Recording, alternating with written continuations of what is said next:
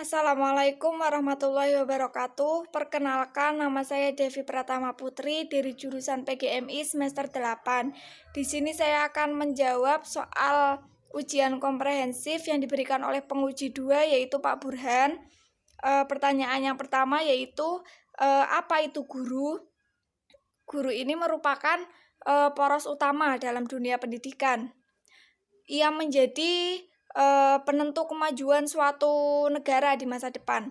Secara umum, guru ini bertugas mengajar siswa-siswi agar memiliki pengetahuan dan keterampilan dalam masing-masing bidang pelajaran. Selain itu, guru juga mempunyai tanggung jawab dalam mendidik siswa agar mempunyai sikap dan perilaku yang baik, entah itu dalam lingkungan sekolah maupun di masyarakat. Nah, soal yang kedua yaitu sebutkan dan jelaskan 2 tugas utama guru. Tugas utama guru yang pertama yaitu mengajar peserta didik terkait ilmu pengetahuan yang diketahuinya secara mendalam.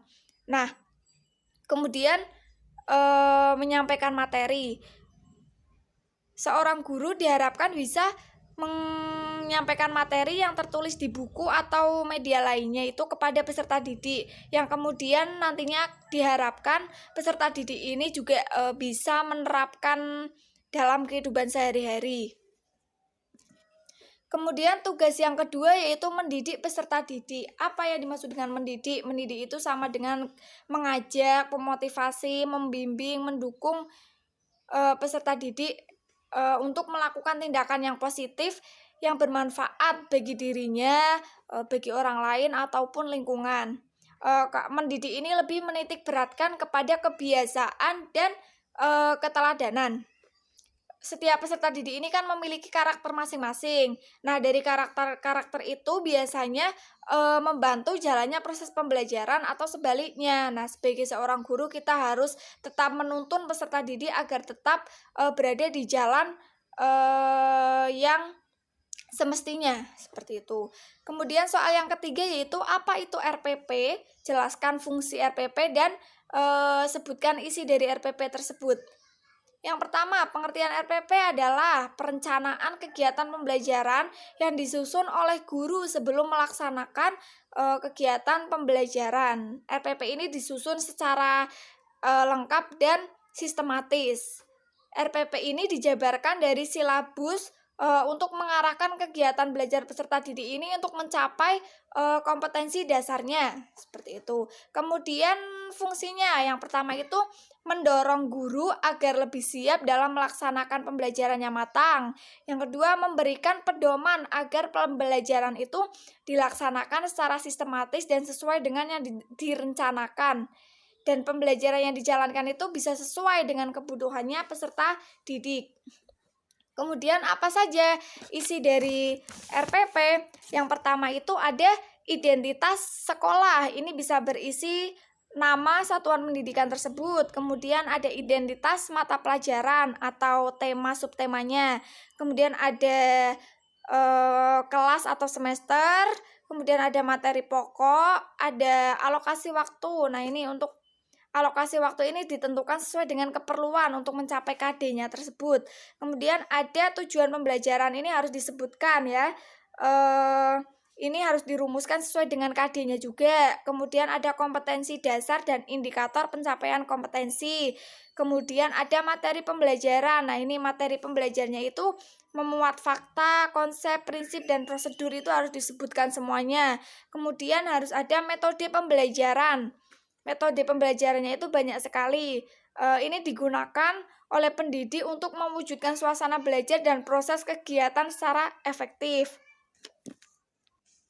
Selanjutnya ada media pembelajaran. Ini berupa alat bantu proses pembelajaran untuk menyampaikan materi pelajaran. Selanjutnya ada sumber belajar. Ini dapat berupa buku, media cetak dan elektronik maupun media dari alam sekitar.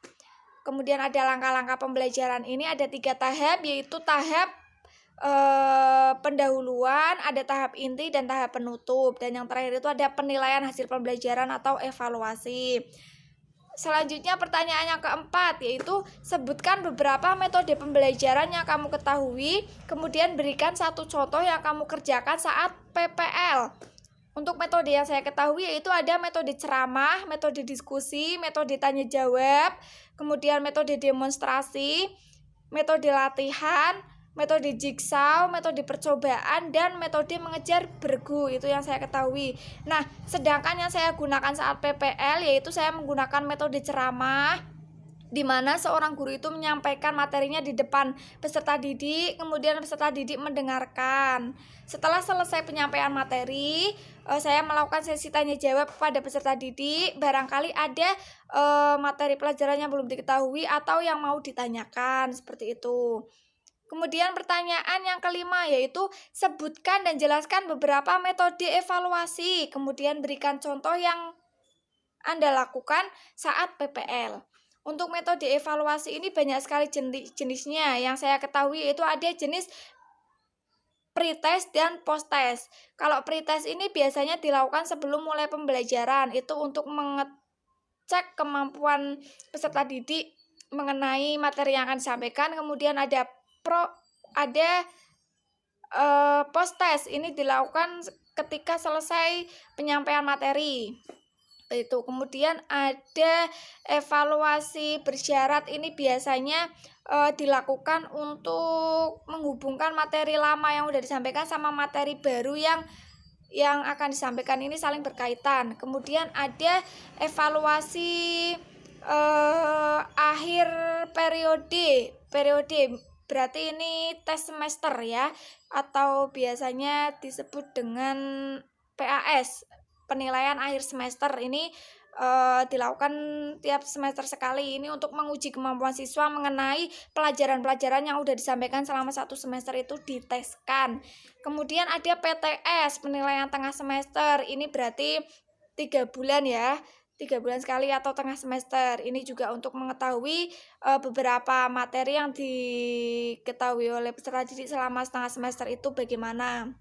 Kemudian ada ujian nasional. Ini dilakukan pada tiap-tiap jenjang sekolah. Kalau di SD sendiri ini biasanya dilaksanakan saat kelas 6. Nah, menjelang kelulusan itu biasanya diadakan ujian nasional, seperti itu. Kemudian yang saya gunakan saat PPL itu sering menggunakan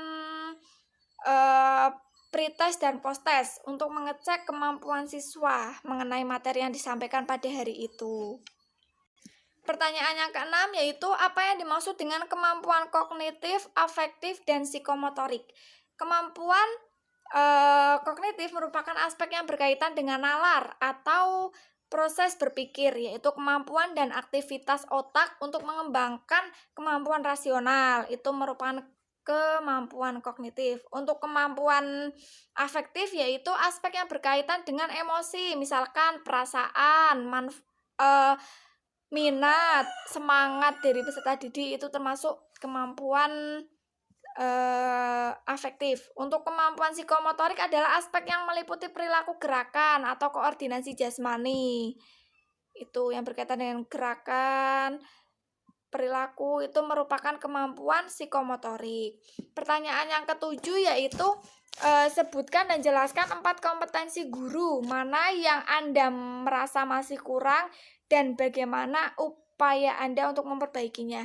Kompetensi guru itu ada 4. Yang pertama ada kompetensi pedagogik, adalah kemampuan atau keterampilan guru yang bisa mengelola suatu proses pembelajaran dan interaksi belajar mengajar dengan peserta didik. Contohnya seorang guru ini harus mampu mengatur kelas, mengelola kelas, menata ruang kelas, menciptakan iklim kelas yang kondusif, kemudian memotivasi siswa. Kemudian kompetensi yang kedua yaitu kompetensi kepribadian, adalah kemampuan personal yang mencerminkan kepribadian yang mantap, berakhlak mulia, berwibawa, serta menjadi teladan bagi peserta didik. Seorang guru harus memiliki kepribadian tersebut, yaitu kepribadian yang dewasa juga. Guru harus mandiri, harus bertindak sebagai guru, harus bangga menjadi guru, harus memiliki perilaku yang positif terhadap peserta didik. Kemudian ada kompetensi profesional. Yang ketiga, kompetensi profesional adalah penguasaan materi pembelajaran secara luas dan mendalam. Nah, ini seorang guru ini harus menguasai materi, struktur, konsep, dan juga pola pikir tentang semua materi. Kemudian harus menguasai standar kompetensi dan juga kompetensi dasarnya, serta seorang guru harus mampu mengembangkan materi pembelajaran, seperti itu. Dan yang keempat yaitu kompetensi sosial, adalah kemampuan guru untuk berkomunikasi dan berinteraksi secara efektif dengan peserta didik. Contohnya, seorang guru harus bersikap ramah, akrab, hangat kepada peserta didiknya, tidak mendiskriminasi, kemudian mampu beradaptasi di tempat ia bertugas. Lalu dari keempat itu mana yang merasa masih kurang? Menurut saya yang masih kurang itu yaitu kompetensi profesional. Karena tidak semua guru ini mampu bersikap profesional. Banyak sekali guru yang tingkat kompetensi profesionalnya ini kurang memadai. Jadi banyak guru yang mengajar tetapi tidak sesuai dengan bidangnya. Nah, itu kan akan mempengaruhi kinerja guru, terutama dalam pembelajaran. Dalam kegiatan belajar mengajar itu akan mempengaruhi. Jadi menurut saya itu yang masih kurang.